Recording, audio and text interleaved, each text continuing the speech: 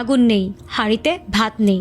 Gas সংকটে নাভিশ্বাস রাজধানীবাসীর। Gas না থাকলে ঘরে ঘরে অশান্তি। এই চিত্রই বর্তমানে দেখা যাচ্ছে ঢাকায়। ভোরে অফিসে যাওয়ার তাড়া, স্কুলগামী সন্তানের প্রস্তুতি, অসুস্থ মানুষের খাবার, সবকিছুই যেন থমকে গেছে চুলায় আগুন না জ্বলার কারণে। রান্নাঘরে ঘন্টার পর ঘন্টা অপেক্ষা করেও গ্যাস না পেয়ে ক্ষোভ আর হতাশায় দিন কাটাচ্ছেন রাজধানীর হাজারো পরিবার।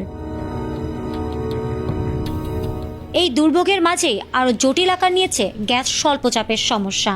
তিতাস গ্যাস কর্তৃপক্ষ জানিয়েছে, ঢাকা মহানগরীতে বর্তমানে গ্যাস সরবরাহ কম থাকায় বহু এলাকায় মারাত্মক স্বল্পচাপ বিরাজ করছে। বিশেষ করে ধানমন্ডি, মোহাম্মদপুর, শ্যামলী, নিউ মার্কেট, হাজারীবাগ, গাবতলী ও আশেপাশের এলাকাগুলোতে রান্না করা প্রায় অসম্ভব হয়ে পড়েছে। স্বল্পচাপের পেছনে বড় কারণ হিসেবে উঠে এসেছে আমিনবাজার এলাকায় তুরাগ নদীর তলদেশে গ্যাস পাইপলাইনের ক্ষতির ঘটনা। গত সপ্তাহে একটি মালবাহী ট্রলারের নোঙরের আঘাতে ওই পাইপলাইন ক্ষতিগ্রস্ত হয়েছে। পরে তা মেরামত করা হলেও মেরামতের সময় পাইপলাইনে পানি প্রবেশ করে। একই সঙ্গে সার্বিক গ্যাস সরবরাহ কম থাকায় পুরো ঢাকায় এর নেতিবাচক প্রভাব পড়েছে বলে জানিয়েছে তিতাস। এর মধ্যেই নতুন করে আতঙ্ক ছড়ায় মিরপুর রোডে গণভবনের সামনে গ্যাস ভালভ ফেটে লিকেজের ঘটনা।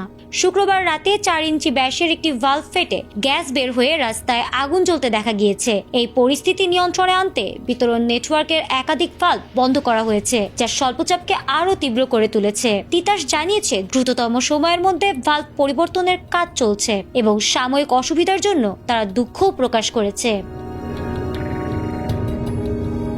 সব মিলিয়ে পাইপলাইনের ক্ষতি, ভালভ লিকেজ আর সরবরাহ সংকট, এই ত্রিমুখী সমস্যায় চরম ভোগান্তিতে রাজধানীবাসী। দ্রুত কার্যকর সমাধান না এলে গ্যাস সংকট যে আরও দীর্ঘ হবে সেই আশঙ্কাই এখন বড় হয়ে উঠেছে।